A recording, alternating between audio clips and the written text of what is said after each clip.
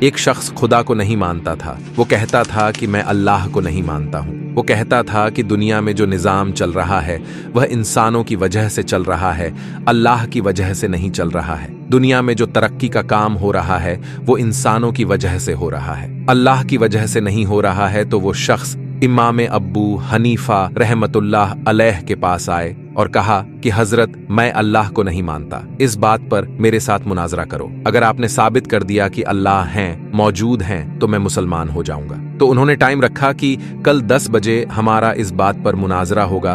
तो इमाम अब्बू हनीफा रहमतुल्लाह अलैह ने कहा ठीक है। तो जब सुबह हो गई तो वह शख्स ठीक 10 बजे उस मकान पर पहुंच गया जहां पर मुनाजरा होना था। लेकिन इमाम अब्बू हनीफा रहमतुल्लाह अलैह ने आने में थोड़ी सी देर कर दी। मिसाल के तौर पर 10 बजे पहुंचना था वो, इमाम अब्बू हनीफा रहमतुल्लाह अलैह 12 बजे पहुंचे जानबूझकर। तो वह शख्स नारेबाजी लगाने लगा कि देखो, जिसको तुमने अपना इमाम बनाया हुआ है वो तो मेरे डर के मारे भाग गया, अभी तक नहीं आया मुनाजरे के लिए। तो थोड़ी देर के बाद इमाम अब्बू हनीफा रहमतुल्लाह अलैह पहुंच गए। तो उस शख्स ने कहा कि इमाम साहब, आप इतने लेट क्यों हो गए? तो इमाम अब्बू हनीफा रहमतुल्लाह अलैह ने कहा कि मेरी बात सुनो कि जिस जगह से मैं आता हूं यहां तक रास्ते में एक दरिया पड़ती है। तो जब मैं दरिया के पास पहुंचा, मेरे वहां देखा कि सारी कश्ती जा चुकी है। अब मैं यहां पर कैसे पहुंचता? तो मैंने अल्लाह से दुआएं की, अल्लाह के सामने गिड़गिड़ाया, अल्लाह के सामने रोया। तो फिर मैंने क्या देखा कि एक दरख्त खुद ब खुद कट रहा है, खुद ब खुद कश्ती की शक्ल इख्तियार कर रहा है, खुद ब खुद मेरे सामने कश्ती तैयार हो रही है, मेखे लग रहे हैं और एक कश्ती की शक्ल में तैयार होकर मेरे सामने आ गई। तो मैं उसमें बैठकर फिर यहां पहुंच गया हूं। तो वो शख्स कहने लगा कि ये तो पागल नहीं हो गया,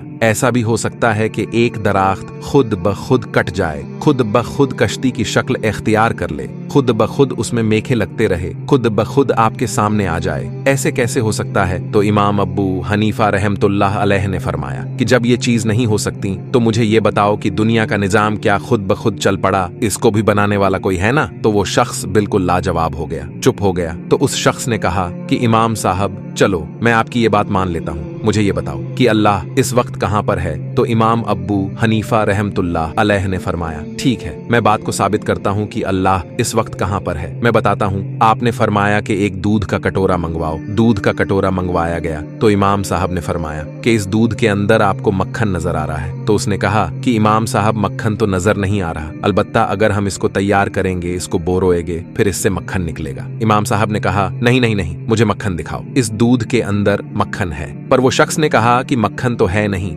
लेकिन जब इसको तैयार किया जाएगा तब मक्खन निकलेगा। इमाम साहब ने कहा कि नहीं नहीं, मुझे मक्खन दिखाओ। उसने कहा मक्खन तो फिलहाल नजर नहीं आ रहा। तो इमाम साहब ने फरमाया कि जब तुम इस मजाजी चीज को नहीं देख सकते तो तुम उस हकीकी खुदा को कैसे देख पाओगे? वो शख्स बिल्कुल चुप हो गया है, लाजवाब हो गया। तो उस शख्स ने एक फिर सवाल किया, चलो आखिरी सवाल इमाम साहब, फिर उसके बाद मैं मुसलमान हो जाता हूँ, अल्लाह का रुख इस वक्त कहां पर है? तो इमाम साहब ने फरमाया कि चलो एक मोमबत्ती मंगवाओ। मोमबत्ती मंगवाई गई, आपने फरमाया उसको जलाओ। जब जलाई गई तो इमाम साहब ने फरमाया कि इसकी रोशनी किस तरफ है? जब मोमबत्ती को वो बंदा जलाता है तो चारों तरफ रोशनी हो जाती है। तो उस शख्स ने कहा रोशनी तो चारों तरफ है। इमाम साहब ने फरमाया इसी तरह बस अल्लाह भी हर जगह मौजूद है, हर जगह देख रहा है।